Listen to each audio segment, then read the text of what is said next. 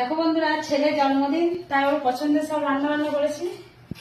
কি কি রান্না বান্না করেছি দেখো, প্রথম থেকে দেখো। এখানে আছে দেখো 5 রকমের ভাজা, চিংড়ির মালাইকারি, এটা হচ্ছে সর্ষে পাবদা, আর আছে এখানে দেখো মাটন, আর কি কি আছে দেখো এখানে পায়েস, মিষ্টি, আইসক্রিম, আম। এবার খাবারটা বেড়ে দিই সাজিয়ে। দেখো থালা সাজানো হয়ে গেছে, এখানে খাবার রেডি হয়ে গেছে। না খাও দুজন মিলে।